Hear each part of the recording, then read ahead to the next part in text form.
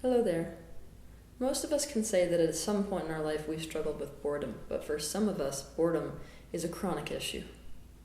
Boredom is defined as a state of weariness and restlessness as a result of a lack of interest. And interest is really about focused attention. When we encounter something that we want to focus our attention on, we are engaged in life itself. In the body, we start to feel movement instead of stagnation within our being. This is actually the somatic experience of expansion. The purpose of coming into physical life is expansion. So when we feel the expansion that is the result of being interested in something, we also feel a sense of purpose. It is a feel-good feeling. Focused attention creates the movement, otherwise known as growth, here in physical embodiment. When we feel the lack of momentum, the stagnation of energy in our being, as a result of not being focused on anything, we feel two opposing emotional states that pull in opposite directions: fatigue and restlessness. Restlessness is actually a reaction to the feeling of stagnation. It seeks to try to get that feeling of momentum back by all means possible.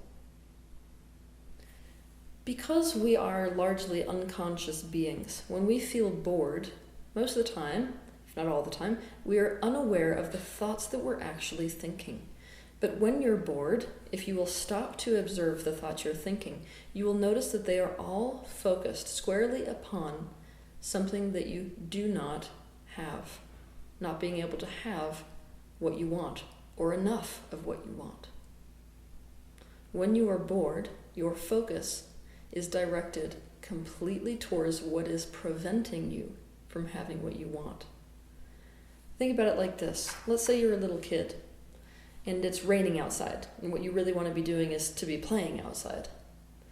When you feel bored, your focus is going to be towards the rain, what is preventing you, or that feeling of being prevented from having what you want. When what you want to be doing is playing outside and the rain is preventing you from doing that, the momentum in your body actually feels stalled out. Even though you want to move forward, you can't. When you feel bored, what you are really wanting is that feeling of movement within your being in the direction of whatever it is you're interested in. There is a great deal of wanting inherent in the vibration of interest. When you are interested in something, you want to learn more about that thing. You want to engage in that thing. And expansion is all about the movement in the direction of that interest. Sometimes it feels like something else, like the rain in the previous example, is what is preventing us from moving in the direction of an interest.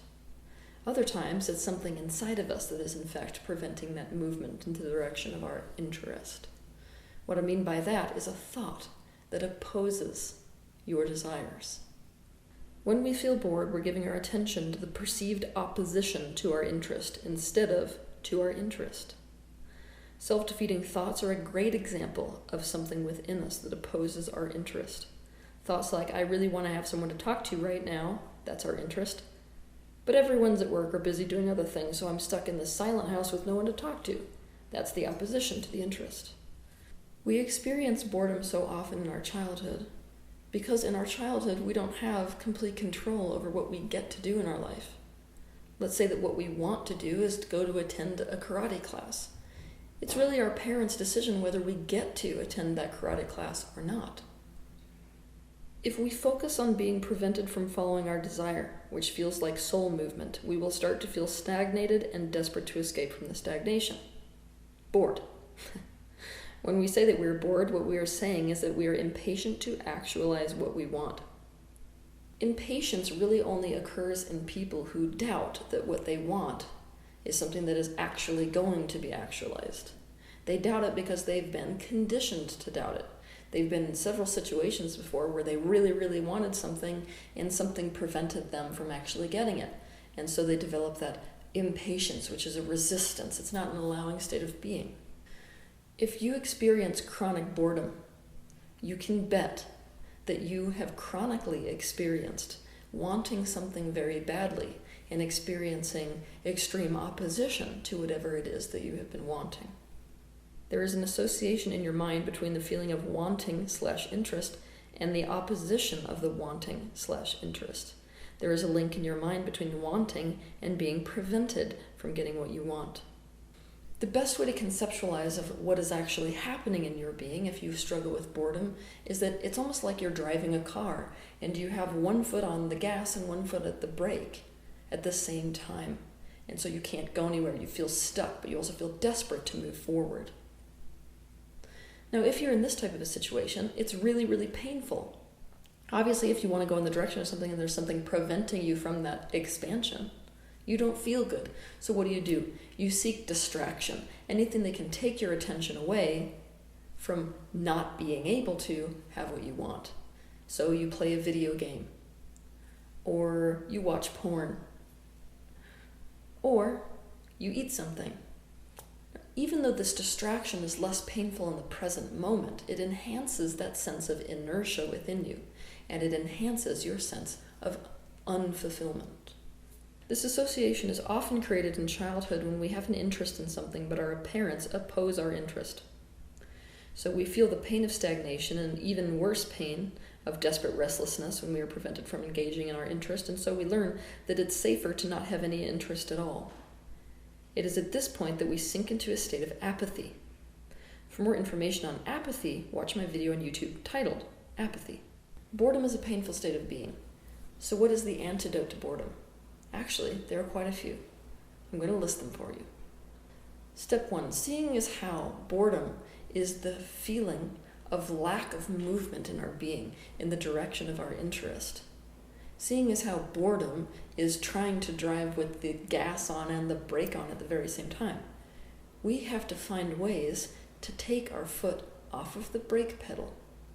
We have to figure out what it is that is putting the brakes on. Now is the time to pursue your interests. If you don't know what your interests are, now is the time to try everything you can try. Sample everything and see what you like and don't like. Explore life. People who are not bored are people who pursue their interests, and most especially who do not get in the way of themselves pursuing their interests. 2, in order to take our foot off of the brake pedal, we have to become very, very aware of what we genuinely want in this moment, and also of what it is that is preventing us from going in the direction of what we want. What are we focused on in this present moment?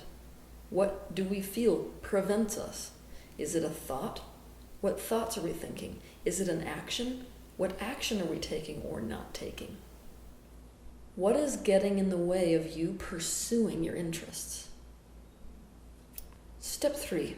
Once you become aware of what thoughts and actions are preventing you from actually being able to move in the direction of your interests in this moment, then we have to find a way to challenge those thoughts and actions. For example, I may discover that I really want to talk to someone, but the brake pedal is the thought, everyone is busy, I have no one to talk to.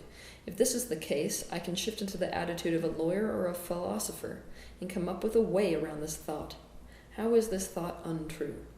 What thoughts or actions could actually bring me to someone to talk to? Practice those thoughts and take those actions. 4, if you want to really destroy this link or this programming basically that you have between wanting something and not being able to get it because there's something preventing you from getting it, then you need to use the completion process.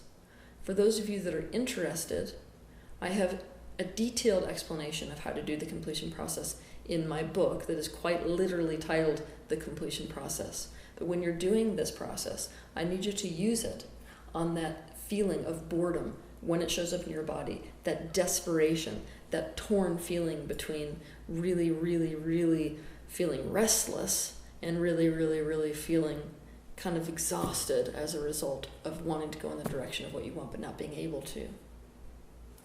5, if you did the previous step where you watched what thoughts you're thinking when you are bored, my question for you is, who was watching those thoughts? Were you the one thinking the thoughts, or were you the one watching you think the thoughts? This is the time for you to become aware that you, upon coming into this life, are 2 points of perspective. We often call this the temporal perspective and the eternal perspective, or the higher self and the lower self. whatever floats your boat. The temporal self is the only one that gets bored. The observer or eternal self is not capable of it because it simply observes. It doesn't judge something as not interesting. It doesn't come to the conclusion that something shouldn't be how it is, so it sees everything through openness and curiosity. The judgment that something shouldn't be how it is an inevitable part of boredom. Boredom is an unconscious thought process on the part of the temporal self. It causes an emotional resistance reaction that goes like this. Life would be more interesting and fulfilling if I was doing something else. The thinking self takes everything for granted because its purpose is expansion. Expansion is about more, better, different. Because of this, it has an attitude of been there, done that. It's an attitude of things shouldn't be as they are. This is not bad or wrong, but a side effect of it is boredom. So we can learn to spend time in our observer self perspective. We can practice the art of attention. If we give enough of our attention to something, instead of the idea that something is boring, it becomes interesting. Let me say this in another way. If we give our attention to something completely, instead of to the idea that that something is preventing you from getting what you really want, it becomes interesting. Learn to savor that thing. By doing this, we become intensely connected with what is instead of resistant to what is.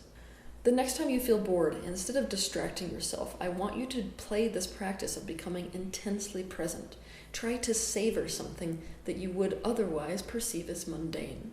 For example, you can walk over to the sink and start doing the dishes, but as you do the dishes, I want you to really be fully 100% interested in the feeling of the soap against your skin, the feeling of the water as it runs over your hands, the weight of the plate, the colors of them, the sounds and sensory experience of that washing dishes experience. I also want you to try to tap even deeper into the, let's say, emotional aspect of the dishes themselves. It's okay to personify.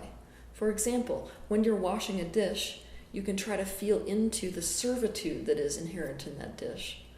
Every single day, that dish lends itself to you being able to experience eating.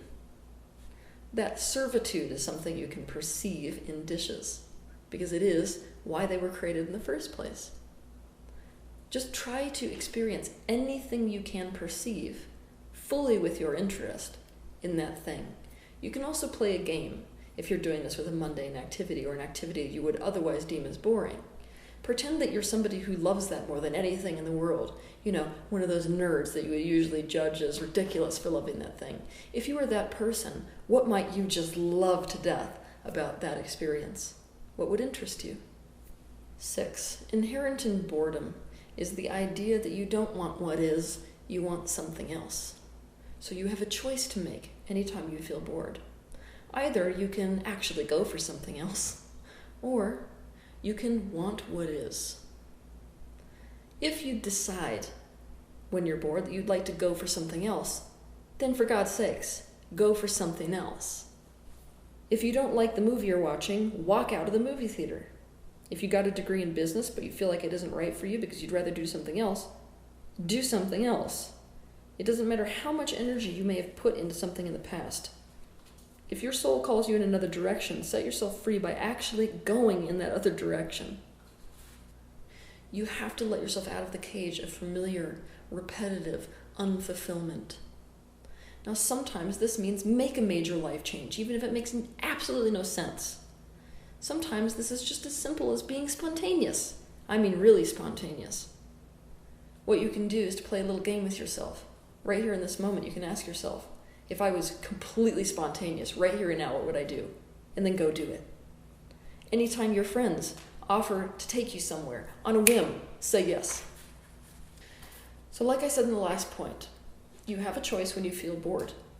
And that choice is either to go in the direction of something else, meaning I want something other than what is, so I actually do it, or to want what is. Now, if you're the kind of person who says, I'd rather learn how to want what is, then here is your antidote.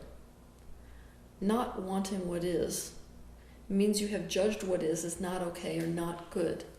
The antidote vibration to that is a state of appreciation. Some of us call this state gratitude or positive focus. It's really the same kind of thing.